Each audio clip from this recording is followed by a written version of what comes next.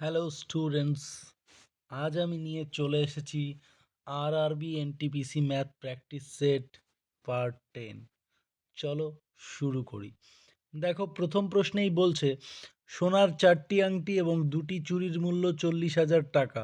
তাহলে 10টি আংটি ও 5টি চুড়ির দাম কত? দেখো না, 4টি আংটি আর 2টি চুড়ির মূল্য কত? 40,000 টাকা। আমি যদি ধরে নিই একটি আংটির দাম এক্স টাকা আর একটি চুড়ির দাম ওয়াই টাকা, তাহলে 4টি আংটি এবং 2টি চুড়ির মোট মূল্য কত? 40,000। আচ্ছা দেখো না, 2 কমন নিতে পারি বা 2 দিয়ে 2 পক্ষকে ভাগ করে দিতে পারি। ভাগ করে দিলে কেমন হবে? 2x প্লাস ওয়াই সমান সমান 2 দিয়ে ভাগ করলে এখানে পাবো 20,000 টাকা। এবার দেখো, 10টি আংটি 5টি চুড়ি। আচ্ছা দেখো না, এই উভয় পক্ষকে যদি আমরা 5 দিয়ে গুণ করি কত পাবো? 10x plus 5y equal to 5 20 100, মানে 1,00,000 পেয়ে গেলাম। তাহলে দেখো, একটি চুড়ির মূল্য আমি বলে আংটির মূল্য ধরেছিলাম এক্স, আর একটি চুড়ির মূল্য ধরেছিলাম ওয়াই। তাহলে 10টি আংটি আর 5টি চুড়ির মূল্য কত হবে? 1,00,000 টাকা। দেখো, অপশন 1 হচ্ছে কারেক্ট অপশন। বোঝা গেল? চলো পরের প্রশ্নে যাই।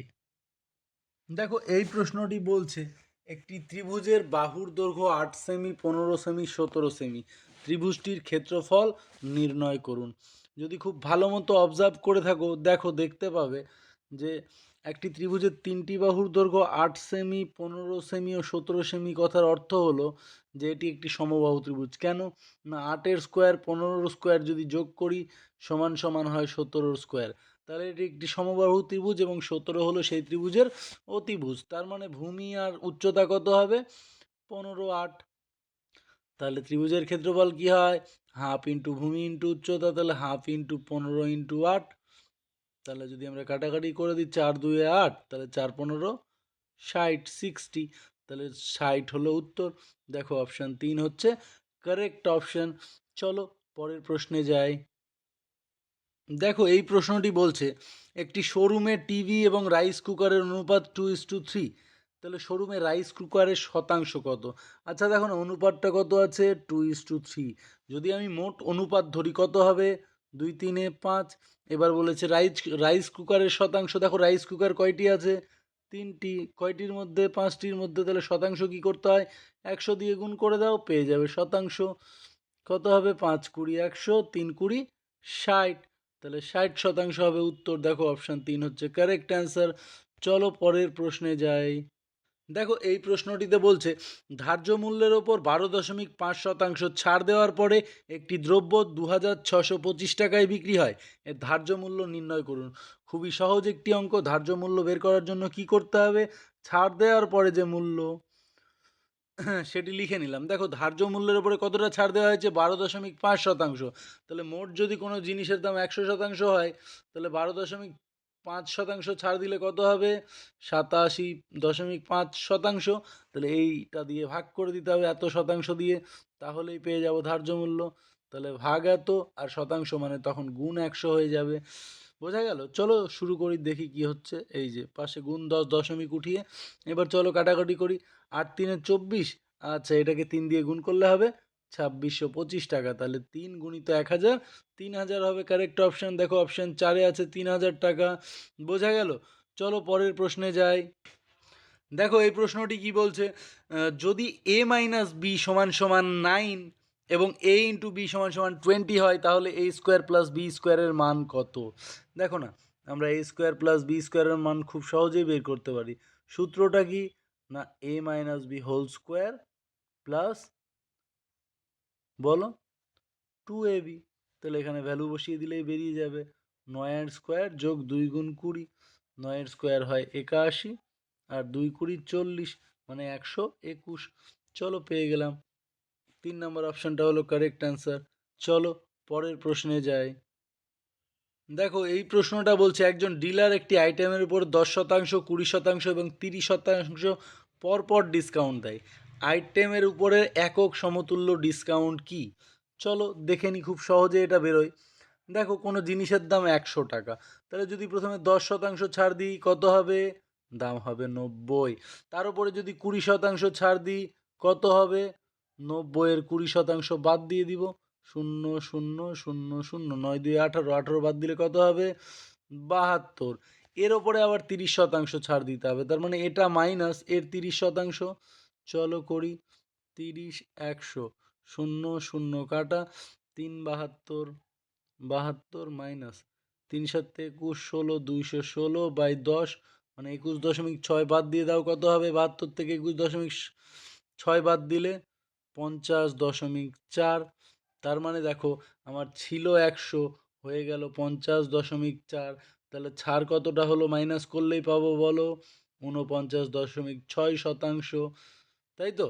তাহলে দেখো অপশান 4 হচ্ছে কারেক্ট অ্যান্সার। চলো নেক্সট প্রশ্নে যাই। দেখো এই প্রশ্নটি বলছে 2 বছরের জন্য 981 টাকা বার্ষিক 18% হারে চক্রবৃদ্ধি হারে সুদের বর্তমান মূল্য কত টাকা হবে? তার মানে আমাকে এখান থেকে এটা দিয়েছে 981 টাকা দিয়েছে, 2 বছরের চক্রবৃদ্ধি সুদ কত শতাংশ হারে? 18% হারে। আমাকে বলেছে বর্তমান মূল্য মানে আসলটা কত। আচ্ছা আসল যদি এক্স হয় তাহলে চক্রবৃদ্ধি সুদটা কত হবে? 1+18/100, তার মাথায় 2 বিয়োগ 1, এটাই হচ্ছে চক্রবৃদ্ধি সুদ। তাই যদি হয় তাহলে এটা সমান কত হবে? 981। চলো এটাকে ঝটপট সমাধান করে নিই। এক্স এটা হবে 50, এটা হবে 9। তাহলে চলো এটা যদি যোগ করতাম হতো 59/50 মাইনাস হতো 1, থার্ড ব্র্যাকেট ক্লোজ, হতো 981। চলো এটাকে সমাধান করি, এটা হবে এক্স ইন্টু, আচ্ছা 59-এর স্কোয়ার হয় 3481 ডিভাইডেড বাই 50-এর স্কোয়ার হবে 2500 বিয়োগ 1, এটা হলো 981। চলো এটাকে যদি সমাধান করে নিই, 3481 থেকে 2500 বাদ দিলে হবে 981 ভাগ 2500 সমান সমান হয়ে যাবে আমার এদিকে বলো 981। যদি এটা কেটে দিই তাহলে x সমান সমান কত হবে?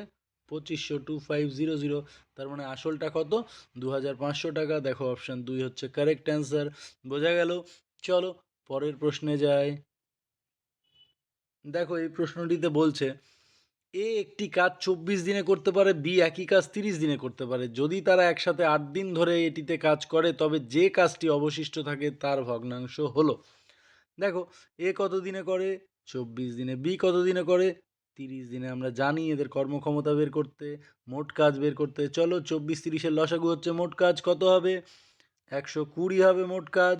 এদের লসাগু 24 30-এর, তাহলে 24 5-এ 120, 30 4-এ 120। এইটা হলো এর ক্ষমতা, এইটা হলো বি এর ক্ষমতা। দেখো কয়দিন কাজ করেছে? 8 দিন কাজ করেছে। তাহলে 8 দিনে এ কতটা কাজ করবে? 8 গুণ 5 40। আর বি কতটা কাজ করবে? 4 8-এ 32। তাহলে মোট ওরা কতটা কাজ করলো? 72। আর মোট কাজ ছিল 120। তাহলে যতটা কাজ করেছে ভাগ মোট কাজ দিলে আমি কাজের ভগ্নাংশ পেয়ে যাব না? যে কাজটা অবশিষ্ট থাকে সেটা মোট কাজ 1, মোট কাজ থেকে বাদ দিয়ে দিব। তাহলে কত হবে বলো? 72 বাদ দিলে কত হবে? 48-এর 120। এবার ভাগ করে দাও 24 2-এ, 24 5-এ, তাহলে 2/5 কাজ অবশিষ্ট থাকবে। দেখো অপশান 2 হচ্ছে কারেক্ট অ্যান্সার। চলো নেক্সট প্রশ্নে যাই। যে কোনো সংখ্যা কত দ্বারা বিভাজ্য? এই অঙ্কটি আমাকে বলেছে যে এই সংখ্যাটা 88 দ্বারা বিভাজ্য। 88 মানে 11 গুণ 8। তাহলে 8 দ্বারা বিভাজ্য কিনা কিভাবে বুঝি? যদি আমরা দেখি কোনো অঙ্কের কোনো সংখ্যার শেষ 3টি অঙ্ক 8 দ্বারা বিভাজ্য হয় তাহলে সংখ্যাটিও 8 দ্বারা বিভাজ্য হয়। একই রকমভাবে 11 দ্বারা বিভাজ্যতা কিভাবে চেক করি? যদি জোড় স্থানীয় সংখ্যাগুলির যোগফল আর বিজোড় স্থানীয় সংখ্যাগুলির যোগফল, তাদের ডিফারেন্সটা মানে বিয়োগফলটা যদি দেখি 11 দ্বারা বিভাজ্য হয় তাহলে সংখ্যাটিও 11 দ্বারা বিভাজ্য হয়। চলো এইভাবেই চেক করি। দেখো যেহেতু শেষ 3টি সংখ্যা মানে y 2 4, একে 8 দ্বারা বিভাজ্য হতে হবে। তার মানে দেখো আর ক্ষুদ্রতম মান বলেছে, তাহলে দেখো 24 তো 8 দ্বারা বিভাজ্যই, তাহলে যদি এর মান আমরা কত দিতে পারি বলো? যদি 0 দিই সেটা হবে ক্ষুদ্রতম এবং এটা বিভাজ্যও হবে 8 দ্বারা, তাই তো? তাহলে এর ক্ষুদ্রতম মান কত পেলাম? 0। এবার চলো এক্স এর মান দেখতে যাই আমরা। দেখো জোড় স্থানীয় সংখ্যাগুলো বা বিজোড় স্থানীয় সংখ্যাগুলোর যোগফল বের করি। দেখো 7 0 5 3 2, এদের যোগফল বের করি। 7 5 12, 12 3 15, 16 17। আর এবার জোড় স্থানীয়গুলো বের করি। চলো বিজোড় স্থানীয় বেরিয়ে গেছে, এবার জোড়গুলো বের করি। 8 যোগ এক্স যোগ 3 মানে 11 প্লাস এক্স প্লাস ওয়াইয়ের মান তো 0। 11 প্লাস এক্স প্লাস 4 মানে 15 প্লাস এক্স। তাহলে বলো তো এক্সের মানে ক্ষুদ্রতম মান কত হবে, যার জন্য এটা 11 দ্বারা বিভাজ্য হবে? যদি এক্সের মান 2 হয়ে যায় দেখো, তাহলে এটা আমার কত হবে? 17 হয়ে যাবে। 17 থেকে 17 বিয়োগ করলে 0, মানে সংখ্যাটা 11 দ্বারাও বিভাজ্য হয়ে যাবে। তার মানে এক্সের ক্ষুদ্রতম মান পেলাম 2 আর ওয়াইয়ের ক্ষুদ্রতম মান 0। তাহলে এদের যোগফলটা কত হবে? 2 হবে। অপশান 4 দেখো কারেক্ট অ্যান্সার। চলো পরের প্রশ্নে যাই। দেখো এই প্রশ্নটি বলছে একজন পিতার বর্তমান বয়স তার পুত্রের দ্বিগুণ। 8.5 বছর পর অনুপাত হবে 7:4। পুত্রের বর্তমান বয়স নির্ণয় করো। দেখো একজন পিতার বর্তমান বয়স পুত্রের দ্বিগুণ, তাহলে পুত্রের বর্তমান বয়স যদি এক্স হয়, পিতার কত হবে? 2x। আচ্ছা, 8.5 বছর পরে দেখি তো, 8.5 বছর পরে পুত্রের বয়স কত হবে? এটা হবে। আর পিতার বয়স কত হবে? এটা হবে। তাহলে তাদের অনুপাত কত হবে? 7:4। মানে পিতার হবে 7, তাহলে দেখো পিতার 7 আর পুত্রের 4, এই অনুপাতে যদি হয়, চলো সমাধান করে নিই, তাহলেই পেয়ে যাব। 7x যোগ 7 8 56 আর 35, এইটা।